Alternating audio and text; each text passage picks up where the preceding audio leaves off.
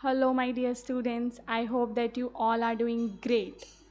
So, ये जो आपकी मोस्ट अवेटेड वीडियो है MPS 003 की, ये मैं आप सभी के लिए लेकर आ चुकी हूँ। And today is 13th July and guys आपका जो एग्ज़ाम है वो 18 तारीख को है। तो 13 से लेकर 18 तक मैं सारे के सारे जो वीडियोज़ हैं वो आप सभी के लिए अपलोड कर दूँगी, ताकि 1 2 और जो 4 का आपका एग्ज़ाम हुआ था उसी एग्ज़ाम की तरह आपका MPS 3 का एग्ज़ाम भी काफ़ी अच्छा हो। ठीक है, I always hope for the best.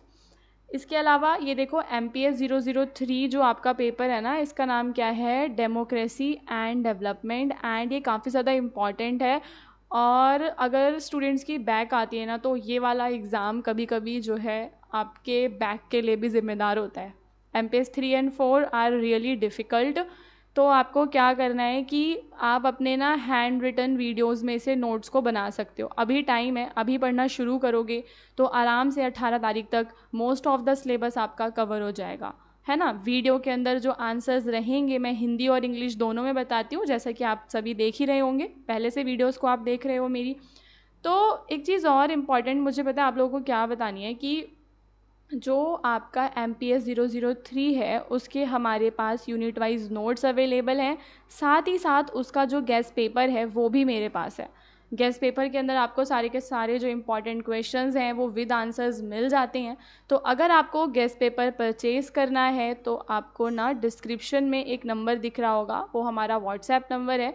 आप वहाँ पे कांटेक्ट करके अपना गेस्ट पेपर परचेज़ कर सकते हैं।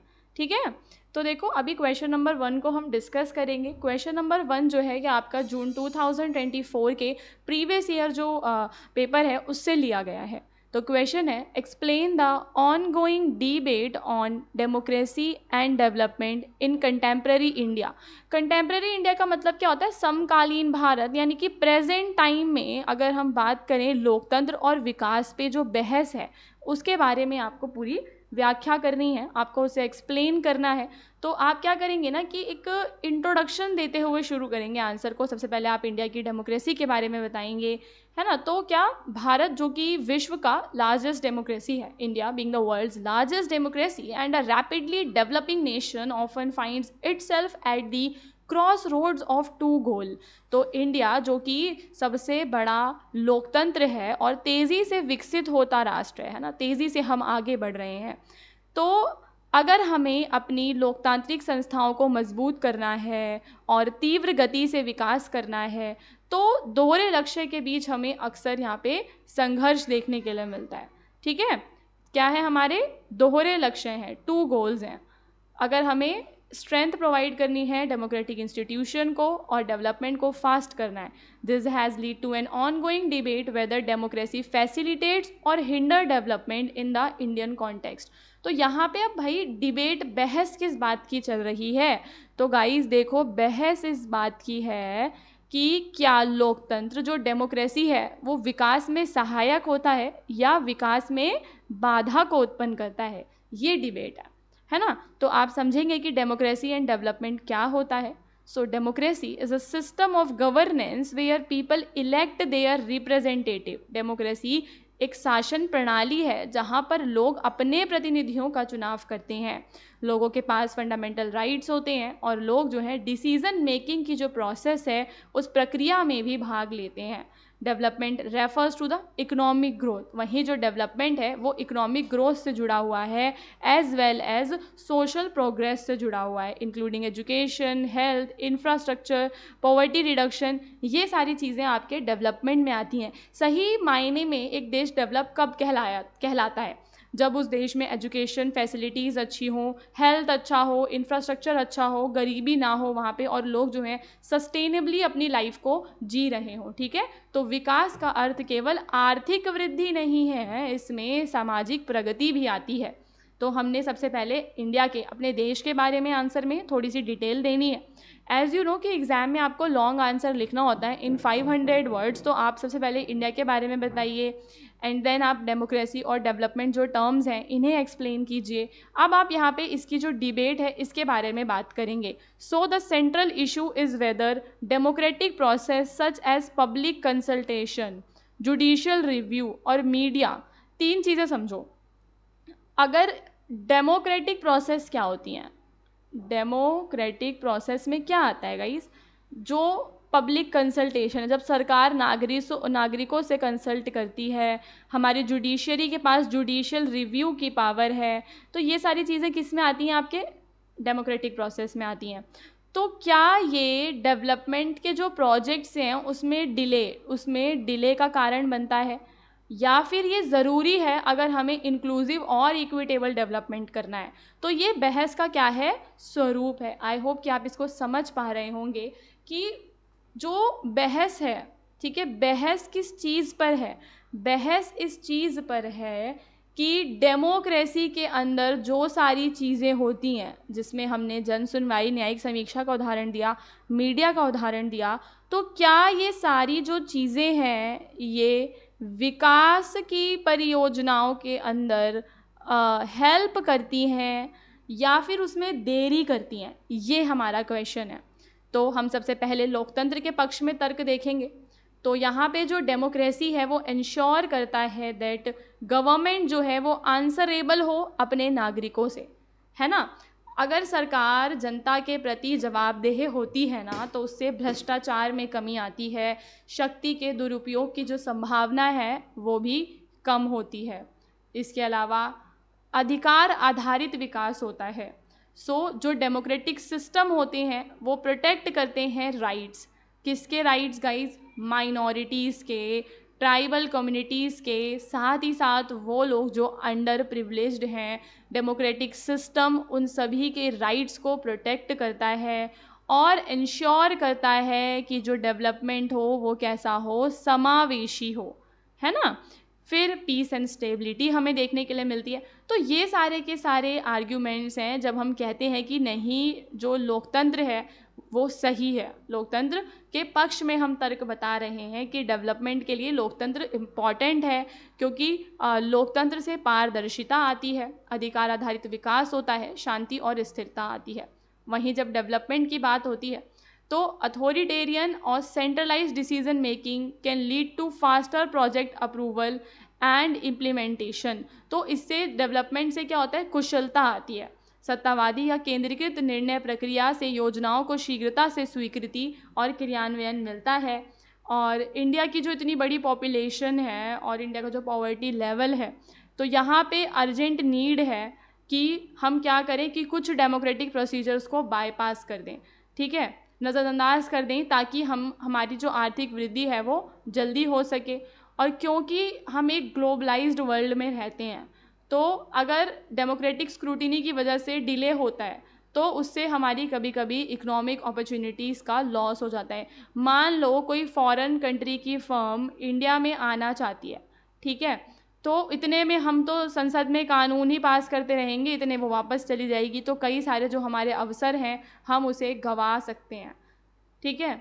तो दोनों को एक आदर्श मार्ग क्या होगा? दोनों के बीच में संतुलन बना के रखना, है ना। The Indian experience suggests that neither democracy nor development should be compromised। क्या लोकतंत्र से समझौता किया जाना चाहिए और ना ही विकास से। एक पार्टिसिपेटरी डेमोक्रेसी जो है वो सस्टेनेबल और इक्विटेबल डेवलपमेंट को इंश्योर करती है, और ये बात सच्ची है। देखो, जब डेमोक्रेसी में विभिन्न सामाजिक वर्गों को पार्टिसिपेशन मिलता है ना, तो एक टिकाऊ और न्यायसंगत जो लोकतंत्र है उसका विकास होता है। संस्थाओं को इस प्रकार सशक्त बनाया जाना चाहिए कि निर्णय प्रक्रिया समावेशी और कुशल दोनों बन सके, है ना। तो ऐसे हमारे इंस्टीट्यूट्स होने चाहिए। लेट्स कम ओके, एक हमारा निष्कर्ष भी है, मुझे लगा कि नेक्स्ट क्वेश्चन आ जाएगा। तो फाइनली आप निष्कर्ष में भी लिख देना कि डेमोक्रेसी और डेवलपमेंट ये कॉन्ट्राडिक्टरी टर्म नहीं है, बल्कि क्या है? कॉम्प्लीमेंट्री हैं। ओके, तो लोकतंत्र और विकास परस्पर विरोधी नहीं बल्कि एक दूसरे के पूरक हैं। दीर्घ काल में लोकतांत्रिक मूल्यों के बिना विकास टिकाऊ और वैध नहीं रह सकता। अगर हम लॉन्ग टर्म की सोचते हैं ना, तो लॉन्ग टर्म के अंदर डेमोक्रेटिक वैल्यूज़ इंपॉर्टेंट हो जाती हैं। Thus, India must strive to create a model where both democratic ideals and development goals move forward hand in hand। ठीक है, तो जहाँ पे हमारे लोकतांत्रिक आदर्श और विकासात्मक जो लक्ष्य हैं वो साथ साथ आगे बढ़ें। इसके बाद आपका अगला क्वेश्चन है, in this question you have to explain the evolution of the concept of sustainable development and the role of international agencies. तो यहाँ पे आपको सस्टेनेबल डेवलपमेंट के कॉन्सेप्ट के बारे में बताना है और जो तुम्हारी इंटरनेशनल एजेंसीज़ हैं उनके बारे में बताना है कि वो कैसे एनवायरनमेंट को प्रोटेक्ट करने में एक रोल प्ले करती हैं। तो एज़ यू ऑल नो कि सस्टेनेबल डेवलपमेंट क्या होता है, हम पहले भी काफ़ी बार पढ़ चुके हैं इसको, तो बस एक बार एक जो डेफिनेशन हर आंसर में हमें देनी होती है। तो it refers to the development that meets the needs of the present without compromising the ability of future generations to meet their own needs, है ना। तो वर्तमान की पीढ़ी की जो आवश्यकताएं हैं वो पूरी होती रहें, साथ ही साथ जो भविष्य की आने वाली पीढ़ी हैं उनकी क्षमता से समझौता ना हो। It balances economic growth, environmental protection and social equity की बात करता है। सस्टेनेबल डेवलपमेंट के जो 17 गोल्स हैं, अगर हम उन्हें ध्यान से देखें तो हमें पता लगेगा कि मोटा मोटा उसमें इकोनॉमिक ग्रोथ की बात होती है, एनवायरनमेंट को प्रोटेक्ट करने की, और समाज में इक्विटी लाने की बात होती है। So over the decades the concept has evolved in response to global environmental challenges. तो ग्लोब में जो एनवायरमेंटल चैलेंजेस आए हैं तो ये कॉन्सेप्ट उससे धीरे धीरे और भी ज़्यादा इवॉल्व हुआ है। तो आप बताएंगे इसकी शुरुआत जो कि 1972 में स्टॉकहोम कॉन्फ्रेंस से होती है, ठीक है। So 1972 Stockholm conference mark the beginning of the global environmental governance. It acknowledge the need to integrate environment and development. तो यहाँ पे जब स्टॉकहोम में सम्मेलन होता है ना, तो पहली बार वहाँ पे बात की जाती है कि पर्यावरण और विकास को एक साथ जोड़ा जाना चाहिए। फिर 1987 में जो आर कॉमन फ्यूचर रिपोर्ट आती है, उस रिपोर्ट से हमें पता लगता है कि ये जो सस्टेनेबल डेवलपमेंट की टर्म क्या है, क्या होता है सस्टेनेबल डेवलपमेंट, उसकी डेफिनेशन इसके अंदर दी हुई है। फिर 1992 में जब रियो अर्थ समिट होता है तो वहाँ पे एजेंडा 21 और रियो डिक्लेरेशन को अडॉप्ट किया जाता है, जिसमें बात की जाती है कॉमन बट डिफरेंशिएटेड रिस्पॉन्सिबिलिटीज़, कि हमारी जो है पर्यावरण को लेकर साझा जिम्मेदारी है, विभिन्न देशों को पर्यावरण को बचाने के लिए एक साथ काम करना होगा। 2002 में जोहान्सबर्ग में समिट होता है जो फोकस करता है on implementation and integration of sustainable development into national policies, ठीक है। तो जोहान्सबर्ग सम्मेलन, इसमें सतत विकास को राष्ट्रीय नीतियों में शामिल करने पर बल दिया गया। एट और यूनिवर्सल सेट ऑफ 17 गोल्स को अडॉप्ट किया गया। 17 गोल्स में पॉवर्टी, एजुकेशन, क्लाइमेट एक्शन, सारी चीज़ों को इंक्लूड किया गया है। पर्यावरण की रक्षा में जो हमारी अंतर्राष्ट्रीय संस्थाएं हैं उनकी भूमिका की बात करें तो सबसे पहले आप UNEP के बारे में बताएंगे, जो कि है यूनाइटेड नेशंस एनवायरनमेंट प्रोग्राम। ये कोऑर्डिनेट करता है on the global environmental activity, research को कंडक्ट करना और कंट्रीज़ को असिस्ट करना इको फ्रेंडली पॉलिसीज़ को इम्प्लीमेंट करने के लिए। इसके अलावा ये साइंटिफिक असेसमेंट भी प्रोवाइड करते हैं, जैसे कि inter government panel on climate change जो है वो क्लाइमेट चेंज का साइंटिफिक असेसमेंट के लिए प्रोवाइड करता है कि क्या उसके इम्पैक्ट हैं, कि क्लाइमेट चेंज को वैज्ञानिक तरीके से समझा जाए। इसके अलावा United Nations framework convention on climate change host the annual COP meeting, जैसे कि COP 21 पेरिस में। तो ऐसी मीटिंग्स होती हैं जहाँ पर क्लाइमेट के एग्रीमेंट्स किए जाते हैं। वर्ल्ड बैंक और IMF का काफ़ी ज़्यादा रोल है, वो सस्टेनेबल डेवलपमेंट के प्रोजेक्ट्स वगैरह को क्या करते हैं, फंडिंग प्रोवाइड करते हैं। तो ये संस्थाएं विकासशील देशों में सतत परियोजनाओं के लिए वित्तीय सहायता भी प्रदान करती हैं। एडवोकेट करते हैं for the conservation, research conduct करने के लिए, अवेयरनेस फैलाने के लिए, ठीक है। तो वर्ल्ड वाइल्ड लाइफ जो फंड है, ग्रीन पीस, ये सारे इम्पॉर्टेंट हैं क्योंकि ये इको फ्रेंडली जो प्रैक्टिसेस हैं उसके बारे में अवेयरनेस जगाते हैं। सो ओवरऑल हम समझ चुके हैं कि जो सस्टेनेबल डेवलपमेंट का कॉन्सेप्ट है ये इवॉल्व हुआ है। एक ऐसा टाइम था कि ये एक कॉन्सेप्ट थ्योरेटिकल कॉन्सेप्ट था, बट आज के समय में ये ग्लोबल गवर्नेंस का एक बहुत ही इम्पॉर्टेंट मुद्दा है। इंटरनेशनल एजेंसीज़ की बात करें तो उनका रोल काफ़ी ज़्यादा वाइटल रहता है फंड प्रोजेक्ट्स को फंड करने में सबसे ज़्यादा। तो अब हमें क्या चाहिए कि ग्लोबल कोलैबोरेशन करना होगा और स्ट्रॉन्ग नेशनल इम्प्लीमेंटेशन जो है वो की है अगर हमें अपना फ्यूचर सस्टेनेबल बनाना है, ठीक है। तो सतत विकास की अवधारणा अब केवल एक विचार नहीं रही, बल्कि यह वैश्विक नीति निर्धारण का केंद्रीय सिद्धांत बन गई है। अंतर्राष्ट्रीय संस्थाओं ने नीतियों, सहायता और समन्वय के माध्यम से इसमें महत्वपूर्ण भूमिका निभाई है। भविष्य में एक टिकाऊ समाज के लिए वैश्विक सहयोग और मजबूत राष्ट्रीय क्रियान्वयन आवश्यक होगा। सो गाइस देखो, अभी यहाँ पर ये हमारा MPS 3 का पार्ट 1 वीडियो है। इसके बाद पार्ट 2, 3 और 4 लेकर आने के बाद मैं आपके एग्ज़ाम से पहले रिवीजन या फिर मैराथन क्लास लेकर आऊँगी, तो आपको परेशान नहीं होना है। मैं एग्ज़ाम से पहले क्लासेस को अपलोड कर दूँगी, ओके। उसके अलावा अगर आप लोग चाहें तो इसके गेस्ट पेपर्स को या फिर अपने MPS के नोट्स को डिस्क्रिप्शन में दिए हुए नंबर पे हमें व्हाट्सएप करके परचेज़ कर सकते हैं।